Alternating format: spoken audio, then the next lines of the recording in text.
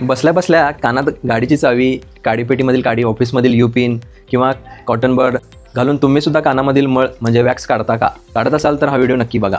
आपल्यापैकी अनेकांना कानातील वॅक्स म्हणजे मळ किंवा घाण वाटते, म्हणून काडी, हेअर पिन किंवा कॉटन बडने तो काढण्याची सवय असते. पण खरं म्हणजे कानातील वॅक्स ही घाण नसून कानाचा नैसर्गिक संरक्षणात्मक थर आहे. या वॅक्समध्ये तेलकट पदार्थ आणि काही जंतुनाशक घटक असतात, जे धूळ, माती, लहान किडे आणि जंतूंना कानाच्या आत जाण्यापासून अडवतात. तसेच कानाच्या त्वचेला ओलावा मिळतो आणि ती कोरडी पडत नाही. आणखी एक महत्त्वाची गोष्ट म्हणजे कान स्वतःची स्वच्छता स्वतः करत असतो. कानाच्या आत तयार झालेला जुना वॅक्स हळूहळू बाहेरच्या दिशेने सरकत असतो. आपण बोलतो किंवा काही चघळतो आणि ज्यावेळेस जबडा हलवतो तेव्हा या नैसर्गिक प्रक्रियेला मदत होते. त्यामुळे बहुतेक लोकांना कानात काहीही घालून वॅक्स काढण्याची गरज नसते. उलट कॉटन बड इतर वस्तू कानात घातल्यास वॅक्स आणखी आत ढकलला जाऊ शकतो. त्यामुळे कान बंद होणे, जखम होणे किंवा इन्फेक्शन होण्याचा धोका वाढतो.